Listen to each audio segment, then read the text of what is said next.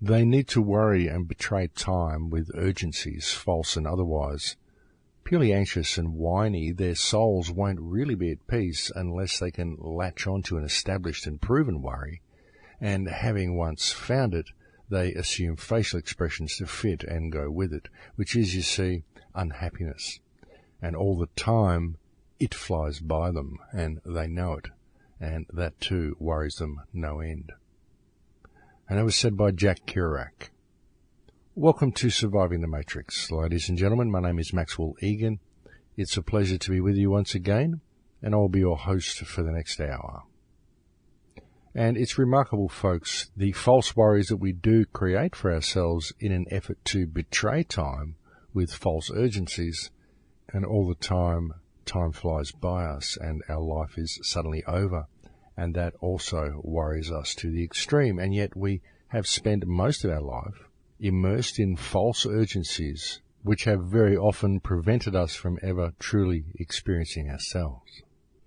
And the reason we don't really experience ourselves, folks, is because we're very often too busy attempting to live up to the false expectations we have of ourselves.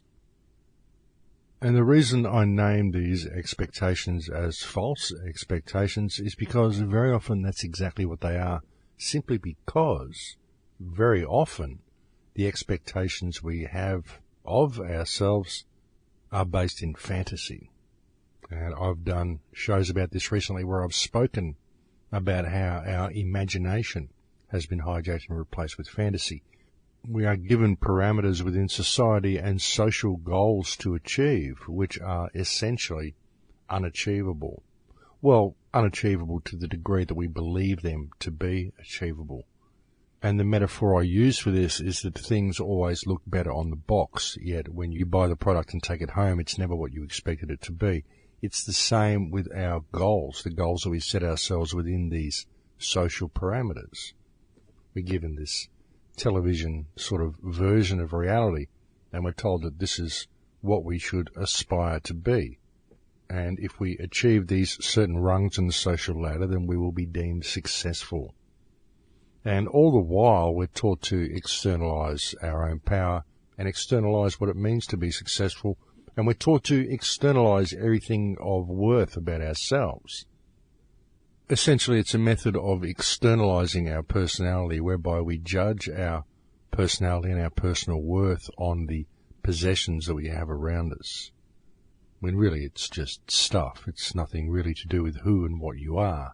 It's just stuff that very often prevents you from discovering who and what you are. And it's people's inability to find this truth within themselves and to find who and what they are, which has allowed the world to degrade to the point that we currently find it in today. It's this lack of self-discovery within people which has very much been responsible for the loss of rights and the corporate takeover, if you will, that our planet has suffered for quite a long time, and very much more so over recent decades. And this really is true, folks, because if you look at how this system has been gradually imposed upon us, it's true that it has happened because people have lost connection with themselves. And there's a very important clue in that, and a very, very simple path to remedy should people really choose to step back and look at the situation for what it really is. And unfortunately, that's something that I find in many of the movements, and even in the alternate research movement, and in many of the areas that I see where people are standing up against the system, they're still not stepping back far enough and really viewing things for what they are. And most people are simply focusing on a symptom, thereby providing a compartmentalized response to what is essentially a singular problem.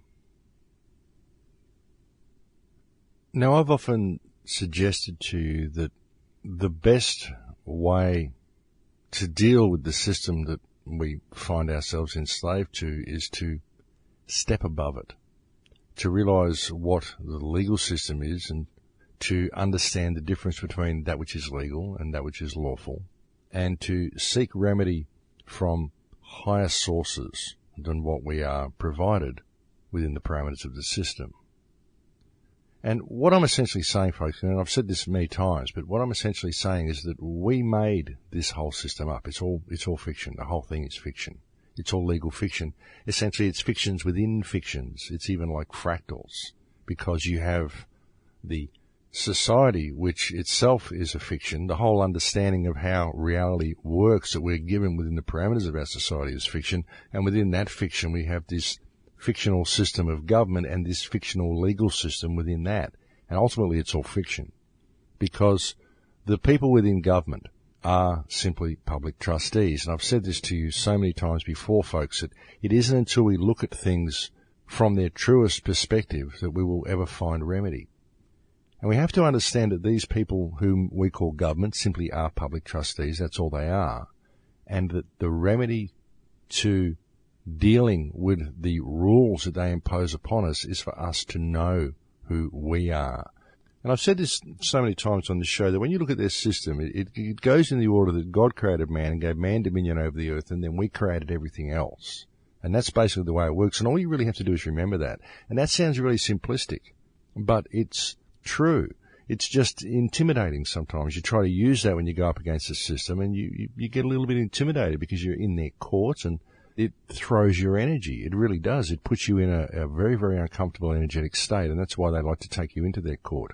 But what you've got to understand is that what you're dealing with if you ever go to court are people. They're just people. When you're dealing with police officers, they're just people. They trick you, they railroad you, they do terrible things to the population because they can, because the people allow them to, but they only really get away with this because the people are kept divided through what is essentially social and economic pathogens, and because the people are tricked into believing that the system is real. But it's not. It's just rules that exist in a book. It's just a paper-based reality. It's just a meme. It's just an idea. It's a trick, you see. It's word magic, and they train you into believing that the system is real. They indoctrinate you through the education system into believing that the system is real, into never questioning authority, and not ever really understanding how reality works or what this society or its legal parameters are. And don't get me wrong here, folks. I'm not saying we don't need rules. Sure, we need rules to stop violent people doing violent things, but we don't need public trustees milking us of our wealth and impoverishing the people of the world and stealing all the resources and locking each country down into a police state run by them. We don't need that. And I believe that the method that we can use in bringing remedy to this situation is to understand what the system is, because essentially it's just fiction. It's just a meme. It's just an idea. It's a trick. And they trick you into believing that you need to be judged by the laws of your peers and all this sort of stuff. But ultimately, folks, you have no peers. You're completely unique. And you can establish this within their own legal system, that you are completely unique. Simply ask them if you can be identified by your fingerprints or by your DNA. And if they say yes, then say, well, then you're unique and have no peers. Therefore, you're not part of the general population.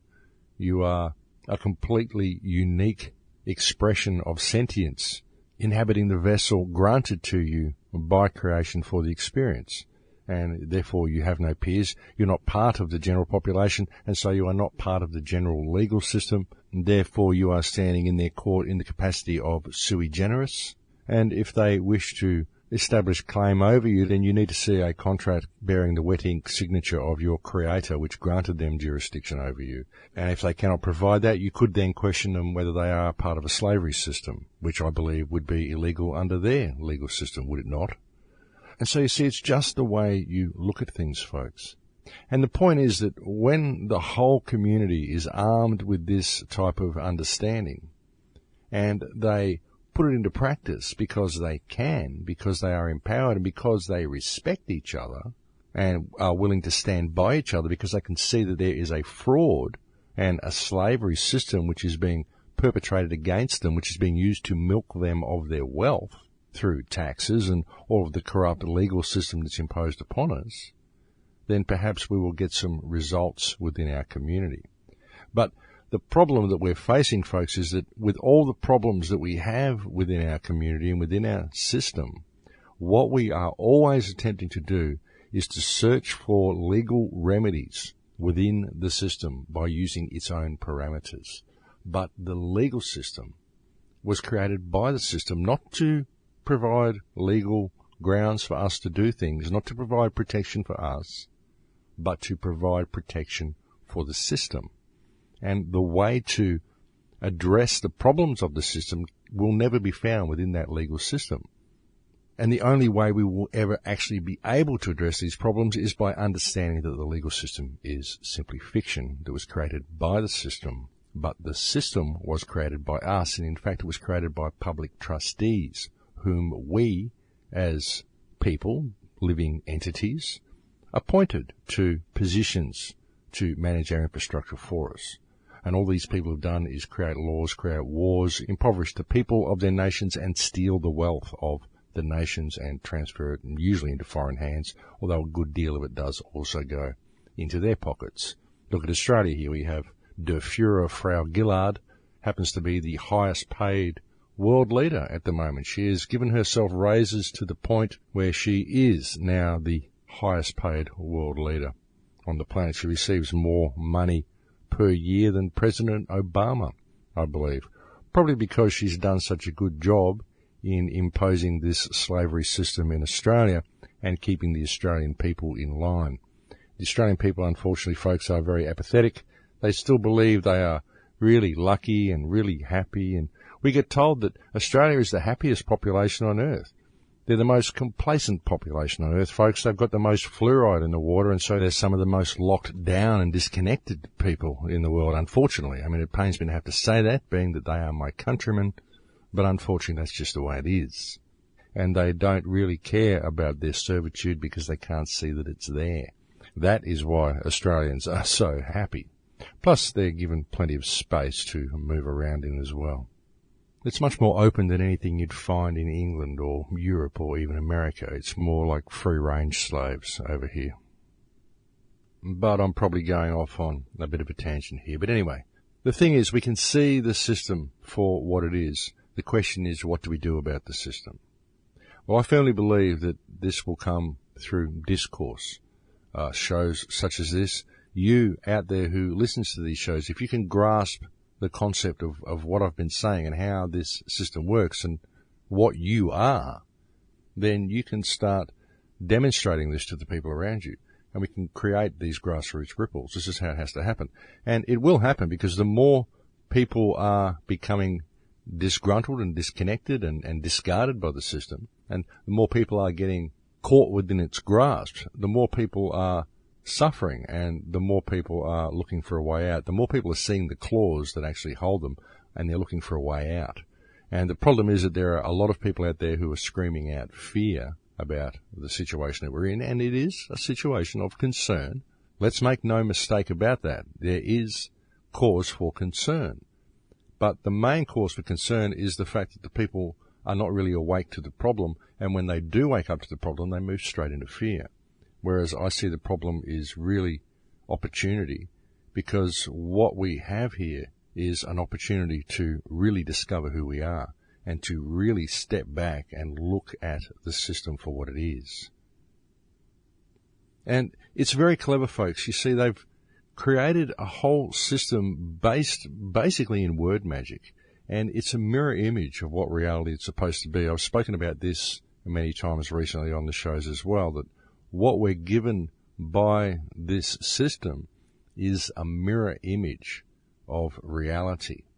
And the concept of what is lawful and what is legal is a very good explanation of this. I've spoken about that very much as well, how law is actually designed to empower you and to free you and protect you. This is natural law, common law, or even common law is a construct, but natural law, God's law, the law of creation, whatever you perceive you're created to be, natural law is do no harm. And if everybody did no harm, then everybody would be fine. But what we have with the legal system is a system that does harm to the population by imposing all sorts of stringent regulations over the population, which prevents them from ever truly functioning as a normal human being, and puts them in a little invisible cage and draws invisible lines around them and tells them not to step across the lines, and then imposes hardship upon them if they do. That's what the legal system is. And it's presented to you in such a way as to say this is a system that we've created to protect you against crime.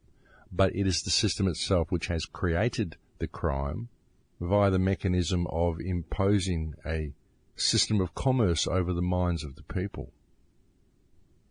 And there's so much information out there about this particular commercial system that we use, the commercial money system that we're enslaved to, that I don't even need to speak about that. There are so many other better ways of doing things than what we currently have that it just beggars belief that we're using this system. And people really need to look at this and see it for what it is, because the system of commercial slavery that's inflicted upon us is the sole cause of pretty well all of the crime that we see on the planet, because it's the system itself which is designed to keep people in scarcity and reduce everything about the human experience to commerce. I mean, of course, there are crimes of passion.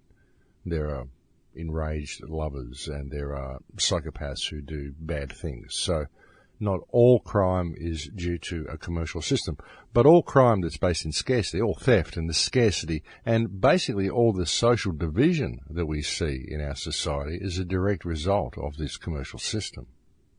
So there are certainly much better ways of doing things. So again, folks, it comes back to how do we deal with this problem? Well, I really believe that because the system is now exposing itself so much, like I said, the best way we can deal with the problem is to disseminate information amongst people. Talk to people about this, but you've got to do it in a respectful manner. I've been saying so often lately that you've got to stop judging the people around you, because no one's been given an even playing field. We've just suddenly realised what we've been swimming in, generally, as a race. We've just realised this. Human consciousness is just waking up now. It hasn't even really opened its eyes yet, but it's just waking up from its slumber. And so you can't blame human consciousness for the bad dream that it's been suffering, because it's been asleep. The people have been asleep. They have never been given an even playing field in anything that they have done. Nowhere on the planet have we been given an even playing field, folks. And it's been a nightmare. People have been forced to do things that are completely inhuman and completely against natural human nature. I believe that we're very nurturing, caring creatures by default. That's the way I believe we are. And I just look to disasters to see evidence of this. When we have a situation where people are in trouble, it's remarkable how much effort people will go to help those around them and to give and support those around them suffering in a state of hardship when crisis or disaster strikes. But by the same token, through the social pathogen that infects us, we don't see this disaster when we look at the world from an economic perspective. When we base our lives around commerce, we don't see the hardship of another person, economic hardship. We don't see this as hardship. We only see hardship if it's a disaster, if it's a natural disaster. But if it's an economic disaster, if suddenly someone has lost their house and they've become homeless due to parameters and rules and a system of commercial slavery that was imposed upon them by a corrupt banking system, very often the neighbours will turn the other cheek. They'll turn away. They won't reach out their helping hand. They won't offer them the hand up, because they're infected by this economic pathogen, this need to collect more money because they're scared one day they may fall off. And they're taught to fear the poor. People have very much been taught to fear those who are in a state of economic crisis. But yet our natural reaction would be to help these people in any other state of crisis. We're at a natural disaster, we're at a flood, we're at a volcano, we're at a car accident, we're at anything. We would reach out our hand to these people. But in a situation of economic crisis, we don't do so. And it's a very interesting aspect of our psyche, and really it's due to what I refer to as the economic and social pathogens, which quite literally create a very, very huge part of the matrix that we believe to be our society. And don't get me wrong here, I mean, a lot of people will reach out and give charity to others when it's needed. But what I'm saying here is, we won't bring these people in and build them a house or let them move in. Very often we see rich people who own vast tracts of land, yet they won't allow homeless people to build shelters or to stay on their land, but they're not using it. So we've got this kind of a situation generally where we have this fear of those in economic hardship, But yet in a crisis, our natural reaction is to help people. So the question I'm posing here is, why don't we view an economic crisis the same as any other crisis? And the reason we don't is because of this social pathogen, because we've been taught to always measure ourselves and to measure other people by which rungs they've achieved on the social ladder. And this, of course, is done by judging the people and externalizing the people that you come into contact with, externalizing their personality into what they own.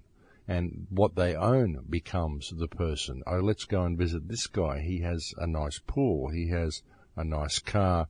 I love his stereo, whatever. It's not the person that we go to see. It's what the person can do for us. Generally speaking, this is the way our social structure works, folks. I'm not saying all people are like this. I'm very much generalizing here. I do not wish to make a blanket statement. But that's generally the way our society functions. It's very much about self-gain, and it's very much an externalization of people's personalities. And we never really seem to know the people themselves.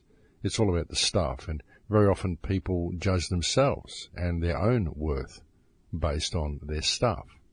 How cool they are, whether they have the latest fashions or the latest clothes or the latest gadgets, or whether they've got more stuff than you, or the latest model car, or whether they own land or don't, or whatever. It's usually about stuff. And this is what I refer to as the social pathogen, and it is the need to support this social pathogen and live up to the insane standards that it sets for us, which causes us to follow the path of the economic pathogen and causes us to reduce our life experience to commerce. And this is a very, very clever ploy that is used to dispossess and impoverish the people. Because like I've said on several shows as well, you can't actually own any of the earth, and you can't really ever control the earth until you can trick the other people of the world into believing that they own it. Because when you can trick people into believing that they own part of the planet, and you can enslave them to an economic model that's designed to crash, then eventually what they believe they own will transfer into your hands, and then they will believe that you own it. When really nobody can own the earth. Nobody owns any part of the earth, folks. The earth actually owns us. And we are merely the custodians of the abundance that it provides for us. But we don't live in a state of abundance, which is our natural state, because we have had this corporate model superimposed over us. And again, folks, we see a mirroring of reality, because we should be living in a state of abundance, but we've been tricked into always pursuing a state of prosperity. But of course, prosperity can only be achieved via the pursuit of commercial goals and financial security. This is prosperity, to prosper. Whereas what we should be doing is living in our natural state of abundance, because if everything was free and abundantly available for us as it should be, were it not for the corporate model, then there would be no need to be prosperous, or to even think of things from that perspective. The perspective of prosperity is again a mirror, and it is an imitation of reality, dependent upon an economic model. And if you look, folks, you soon see that this is truly the way it is with virtually every aspect of this society. What we have are systems that are put in place that look good on the surface, but they actually have a reverse meaning to what they should. Even our organizations, folks, when we look at the World Health Organization, what it does is it controls world health. That doesn't mean it ensures people are healthy. It controls the state of world health, and it actually ensures that people are kept very unhealthy. You look at the free trade situations that we set up everywhere. Free trade does not mean that everybody is free to just trade their goods. What it means is that everybody is enslaved to a corporate economic model. It means that a system has been put in place whereby corporations are free to rape your country via the mechanism of trade. That's how it works. You look at the United Nations. The United Nations isn't the United Nations. It isn't an equal voice to every country on earth. It's a dictatorship, because it's a situation where all the countries join and they're recognized as countries and they all get a vote, But then every decision is actually made and decided by the United States and Israel, because the United States and Israel have the power to veto any decisions that are made by the Council. And if any of the member nations ever attempt to exercise such powers of self-determination, then the United States or Israel will put sanctions against them or go and bomb them. So, again, folks, it isn't a United Nations at all. It's a united dictatorship, is what it is, whereby a small band of dictators have managed to unite the rest of the planet under their rule. That's what the United Nations is. And it certainly doesn't do anything to promote world peace, because all we have seen since the formation of the United Nations is a state of perpetual war. But essentially, folks, what I'm saying here is you just can't believe anything the government tells you. You can't believe anything the mainstream media tells you. And really what you have to do, as uncomfortable as it may be to realize, is look at everything they say from the reverse meaning, and to clearly understand that when the government or the mainstream media claim a certain thing to be factual, then you can be guaranteed that the actual truth lies very much in the opposite direction. Because unfortunately all these people do is lie, my friends. Now yes, it's kind of uncomfortable to admit this, but unfortunately it is the truth. Because when you look at the global situation, well, there's no other explanation, folks, and all you have to do is understand how the system works and what sort of system is imposed upon you, why you're in a state of permanent debt, why the world is in the state that it's in, and it becomes very, very apparent that these people have been lying through their teeth. And they've been doing it for hundreds and hundreds and hundreds, if not thousands of years. But now, I think the world is waking up and the paradigm is indeed shifting. But I think we've reached break time, folks, so I'll have to leave it there for now. Thank you for joining me on the air today, and I will speak to you again in a few minutes. Thanks for listening. And welcome back, ladies and gentlemen.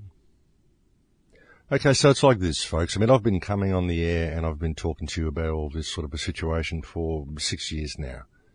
We've been discussing the finer points of the legal system. We've been discussing the concept of trust and trust law.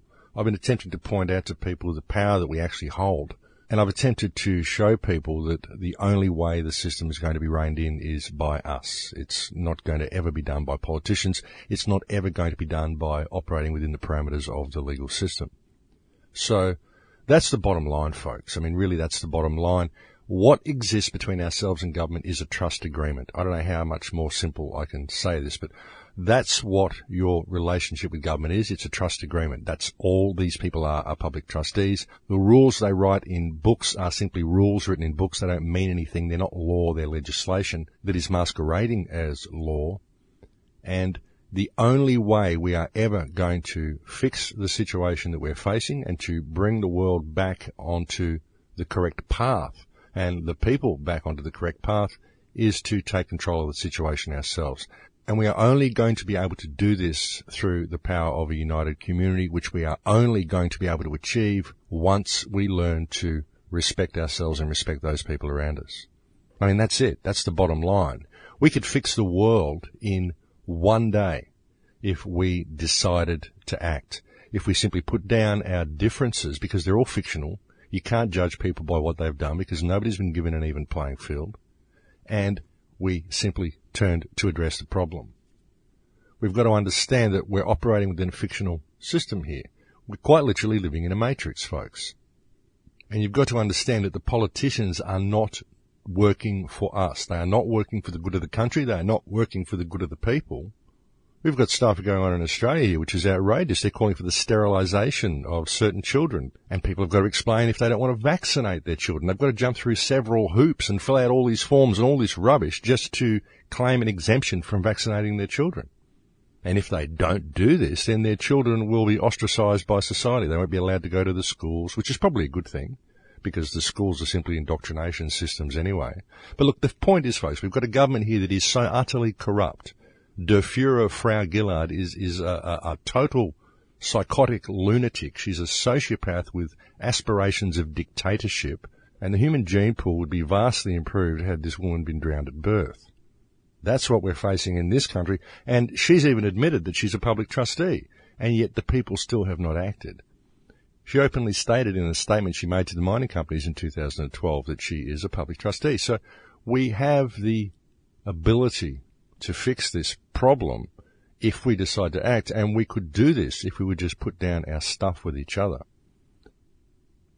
You know, it's a very, very clever system, folks. It's been designed specifically to divide the people by the implementation of what I refer to as the three pathogens: the economic pathogen, the social pathogen, the religious pathogen.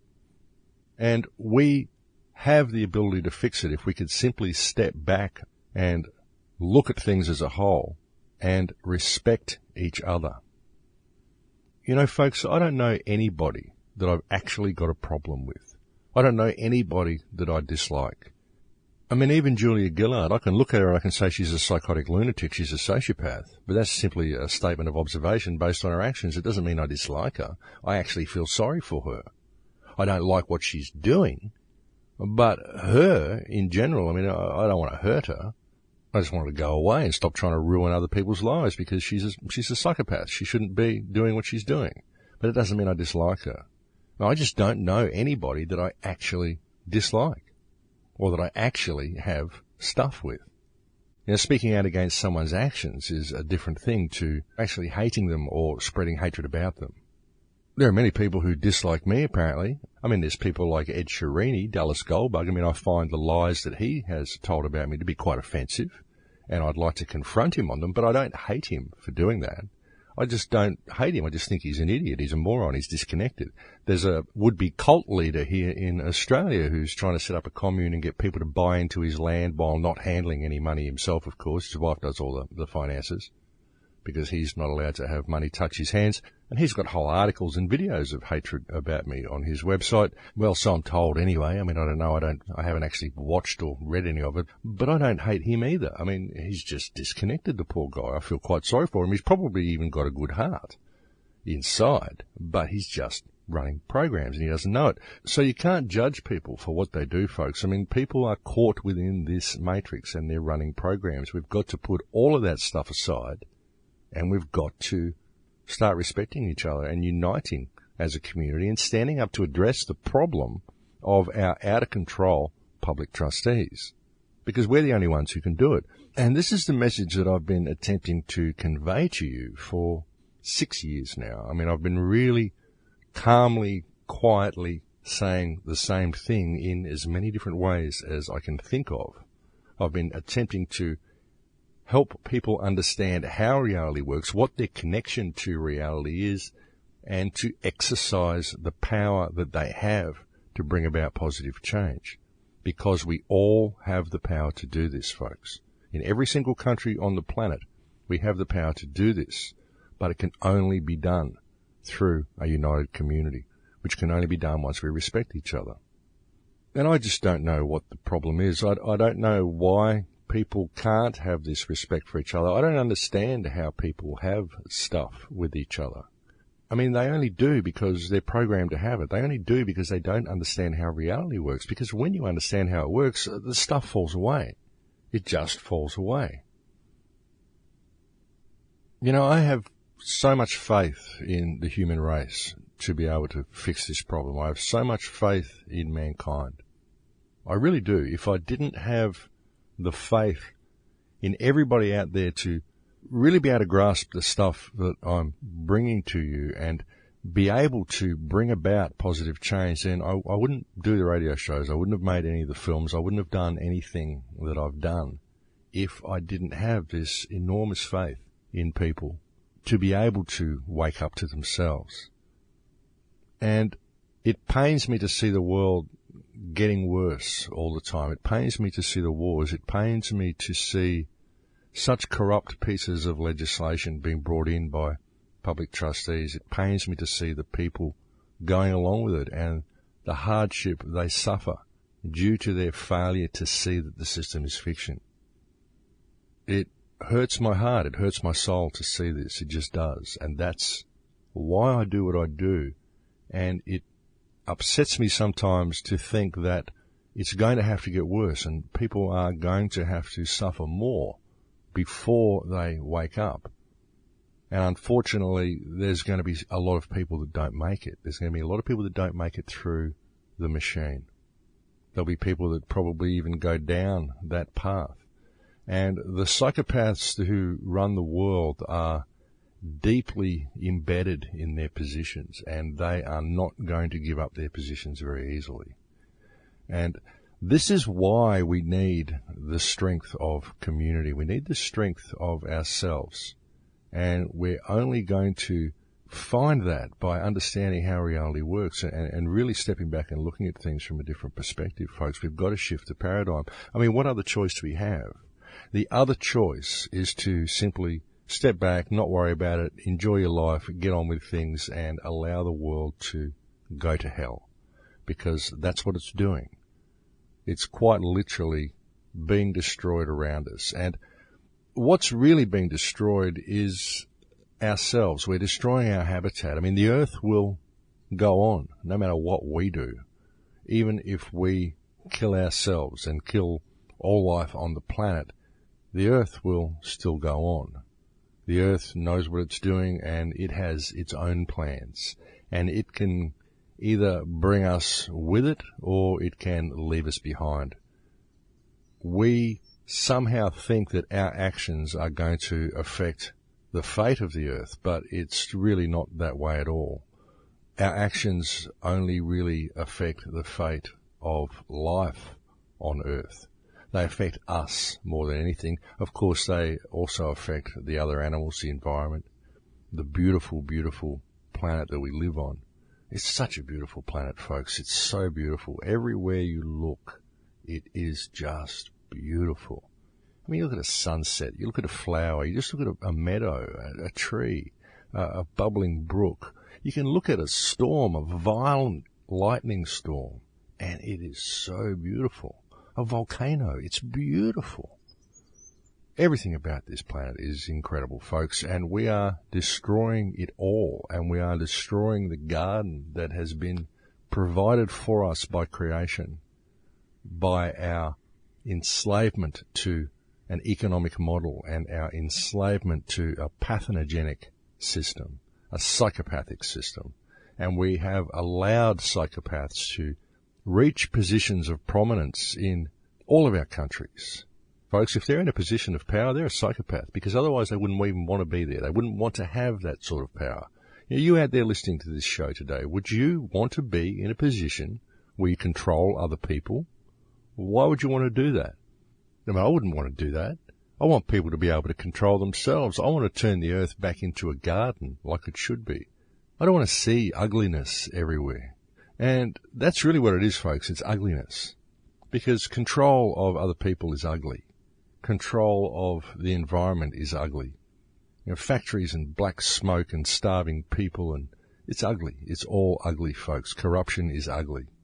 And everything natural about this earth is beautiful. Look into the eyes of another human being. They're beautiful. Look into the eyes of a child. They're beautiful. The eyes of a dog. Look into the eyes of any living creature. They're beautiful. But it's almost like this beauty is infected with the madness of the current state of human consciousness. And that's what it is, folks. It's a madness. We're living in a completely insane society that's continuing because people are just caught in these programs. And people are perpetuating stuff with each other. I mean, almost everybody has people that they have stuff with. You know, it's an energetic reality, folks, and we all feed the field around us. You are interacting with reality all the time via the electromagnetic vibrations that are set up from your heart. I spoke about this in my film, The Awakening, back in, I can't remember when I made it. It was 2010 or 2011. The way we generate an electromagnetic field with our heart, we do this all the time through our intention, through our emotional state, through our deepest intentions, folks. I mean, what are your deepest intentions in your actions? What are the deepest intentions of people who post pages of hatred about others? What are the deepest intentions of the people who are so out to debunk anybody they can find? What are the intentions of these people? Is it to do good for the world? Is that their deepest intention? Because spreading hatred about people and attacking people is not doing good, is not solving the problem. It can't solve the problem. Problems need to be solved by direct action. I mean, even, like I said, with Julia Gillard, I can say what I'm saying about Julia Gillard simply because it's true. But I don't hate her for it, and I speak out against her because the other choice I have is to allow the world to turn to hell, because she's one of the people who's doing it. She's only doing that because she's a psychopath, and psychopaths have no empathy. I can't judge her for her action. She's born without empathy. She's born a psychopath. And I can't judge her for that. I can feel sorry for her for that. But that doesn't mean I can allow her to continue doing what she's doing. So that's why I'll speak out. But, I'm not going to start making videos about how she's this or how she's that or whatever. I mean, it doesn't serve any purpose to do that. That's just putting bad energy into the field. And look, I'm probably going right off topic here, folks, but what I'm trying to say is that we have a choice here. We're at a crossroads and we have to make a decision. And the two choices that we've got are, one, to step into our power and to put humanity back onto the right track, or two, to allow the world to turn to hell and allow our children to be born into basically what is going to be a prison system full of a genetically modified population. That's the two choices that we have. And personally, I don't think that it's even something that anybody sane would have to think about, because that's the choice. I mean, what do you want, folks? Do you want to have a free world and a place of abundance, or do you want to have a prison system? Because if we fail to act, then that's what we're going to have. And the environmental people, the people that are out there so worried about the environment, don't worry about the environment, folks, because the earth is fine. The earth will be fine with or without us. It doesn't matter. It isn't the environment that's suffering. It's us that's suffering. We are the ones who suffer from the destruction of the environment. The earth doesn't suffer. The earth will go on. We are the ones who are suffering because of what we are doing to our habitat. That's the difference, folks. It's just a different way of looking at it. I mean, yeah, I think, sure, we should protect the environment. We should stop coal seam gas mining and stop all the stuff that they're doing, but we're approaching it from the wrong way. We're approaching it from the wrong direction. We're approaching it from an environmental perspective, when really we should be looking at it from a more human perspective, because we need to understand that we are the ones that are suffering from our actions. The earth isn't suffering. The earth is fine. The earth doesn't share our concerns for what we are doing to our habitat. And what we have to realize is that the only way anything is ever going to change is when people discover their own power and decide to step into it and decide to take action. And this is why I've pushed this same message for so long, folks. This is why I really attempted to empower the people who listen to this show. Because that's what it's all about, folks. It's all about self-empowerment. It really is. You've got to break down this division. You've got to stop having stuff with people. We have to stand up and pay attention to what our public trustees are doing, and we have to rein this system in. And it's only going to come from a united community. And so that's what I've been attempting to help people understand. As I said, folks, I have an enormous amount of faith in mankind. I really believe we can get through this, folks. I really do. I think that it's an incredibly exciting time to be alive, because what we are witnessing here is truly the birth of freedom on this planet. It's a time in history that is unlike any other time. I mean, I suppose you could say that about every time in history. Every sort of moment is unlike any other moment, but now we've got everything here at our fingertips. Now the world has finally been made smaller, and we are all able to see each other as a whole. We are all able to be like a global community. And that's what we need, folks, is a global community, not a global nation, not a global government, not a global economic model, but a global community of real people who respect each other, regardless of borders, regardless of ethnicity. It doesn't matter. It's all fiction. All of these borders are just lines on maps. They don't mean anything. Patriotism is rubbish. It's just ridiculous. It's not who you are. Who you are is an experience of consciousness. That's who you are.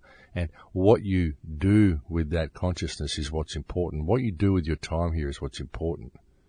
And we have the possibility of doing so much, folks. And if we could create a society that would nurture the human creative spirit, we would be able to achieve the most incredible goals. We would be able to do the most amazing things if we simply put our differences aside and started nurturing each other, getting back to what we're supposed to be, folks, because we are naturally nurturing, caring creatures. I mean, I really believe that that's what we are. If left to our own devices, that's what we would become. I mean, sure, there's always going to be rough spots and rough patches, and there's always going to be people that try to get in the way, but that's okay. We can deal with those things as they come. But I think that we have an opportunity here to create a really different paradigm, to really, really shift consciousness and to really change the direction the ship of state is sailing. And I think we're being offered the choice to do so. I really do. And I don't think it's even something that you have to think about, folks, because we do have to change the direction that we're going. You've got to understand, folks, you've got psychopaths that are running this planet. They're running it into the ground. And there's all these people that are speaking out against it, but there's so many people who have a vested interest in maintaining the fight because it has become their lifestyle. It's become the meaning of their life. And there's very few people that are actually offering solutions to the problem, or at least dialogue that will lead to solutions. And honestly, folks, the only solution is for people to understand who and what they are and to understand that this is a fictional system. That's the only solution that there is. It has to come from the people. I mean, we could rein this whole system in and turn the planet into a garden. We could go back to a Vedic culture. That's what we need to do. Go back to a Vedic way of living, back to where we each have domains where we live. That's what we need. But you can't do it without addressing this system. And that's why there's no good addressing things individually. There's no good going and building alternate societies. There's no good going addressing the environmental issues or addressing the coal seam gas mining. What you've got to do is understand that all of these problems come from the actions of politicians. The politicians are simply public trustees who are out of control because we don't know who we are. Once we address that problem, all of the other problems beneath it collapse by default. But while we still maintain these little individual groups addressing these individual symptoms using the parameters that are given to us by the system, then we're never going to achieve anything because it's a compartmentalized response to a singular problem. The problem is the corrupt psychopathic system itself, which is maintained because of our inaction and our inability to really step back and see. Generally, as a whole, the society just doesn't step back and see what the actual problem is. But that is what it is, folks, and that's why we have to address it. Because once we address that, like I said, everything below it collapses by default. You're never going to fix coal seam gas mining by going and staging protests at gas wells. You're not going to do it. The only way you're going to fix it is to address the corrupt public trustees that are running the Australian government and get these people to step down, take them to an international tribunal if we have to. Whatever it takes to get these psychopaths out of power. That's what we should do. But it's not going to happen until we empower ourselves. That's not going to happen until we discover who we are. I mean, I keep coming back to the same thing, folks, I know, but I just think it's about time people started to really grasp this and really started to act and really started to empower the people around them and really started to make ripples in their community. Because the politicians are just going hell for leather to the finishing gate. They're doing everything they can to lock this society down. And unfortunately, our police are so corrupted, they're just all going along with it. You know, the police have changed very much over the last couple of decades. Now we have a lot of very, very brutal, very corrupt people within our police force. That's unfortunately what we have. We have people who are so programmed that they are absolutely enslaved to this corporate commercial system, and they're just going out of their way to inflict it upon everybody that they possibly can and extract as much wealth out of the population as possible and just lock human society down. That's what they're doing. And we need to pay attention, folks, because the only ones who can fix it are us. And, well, that was a bit of a rant, I suppose, but I just think people need to pay attention. But look, over the last 6 years, I've really made a conscious attempt to keep these shows empowering. I've made a conscious attempt to address a lot of the problems that other people are talking about, but to look at them from a different perspective and to view them as opportunities, because that's really the way I see all problems, folks. I see them as opportunities. And That's why I've gone through things so many times and gone over and over the same topic so many times, because I believe that we can fix the problem once we discover ourselves, folks, once we really see things for what they are. And it's important to realize just how much of what we're facing is fiction, and indeed a lot of what we believe is there as the control mechanism is also fiction. You know, like I've often been saying lately, we give these people too much credit. Don't give them so much credit, because we have all the power should we choose to exercise it. You know, this whole system was created by people just like you. Well, maybe not just like you, because you're probably not a psychopath. But biologically, they're just like you. They're no different to anybody else. And we give them far too much credit, because all of the power does lie with the people, should they choose to exercise it. I can't repeat that enough. I really want people to understand this. People need to understand it, because it's true. And I do want people to really comprehend this, because that is where the solution lies. You know, we can manifest anything we want, folks, and if we believe these people have all the power that so many people claim they have, then we have the ability to give them that power. But we don't have to. We can discover ourselves. Like I said earlier in the show, you are unique. You are a unique, sentient expression of creation. There is nobody like you. You do not have any peers. You cannot be judged by the laws of your peers.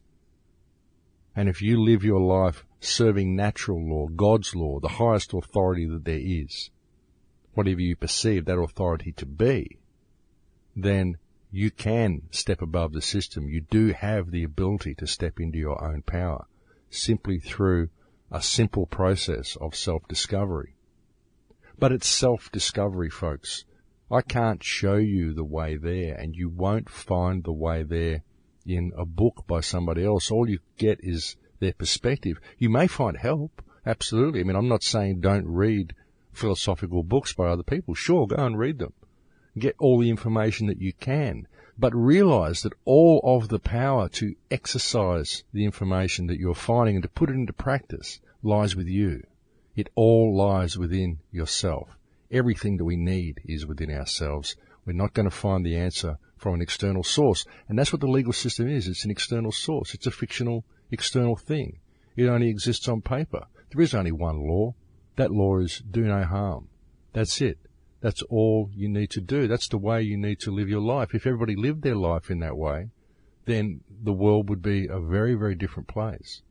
And we have the ability to do that, and that's what this time in history is. This time in history is an opportunity for us to put this into practice. And that's why we are seeing such a huge awakening on the planet today. And it really is an honor to be part of it. It's such an honor to have you listen to the shows the way you do. It's really wonderful to be able to get the message out to people. But do pay attention, folks, and do see the beauty around you. Don't allow the ugliness to flourish. This is a beautiful planet, and mankind is a beautiful species with so much potential. And we can change things. We just have to believe in ourselves. And that's the message, folks. And look, I know it's the same message virtually that I've been giving to you for the last 6 years, but, well, that's the message. And that's how we can fix things. But I'm going to have to leave it there, folks, because it looks like we are completely out of time now. Thank you for spending this time with me today. Thank you to anybody who has ever made a contribution to the website. Thank you for continuing to listen to the show. Thank you for the support that you've shown me. Thank you, thank you, thank you for all the things that I always thank you for. And thank you for allowing me the honor of coming and talking to you every week. I will look forward to speaking to you again next week. Please take good care until then. In Lakesh.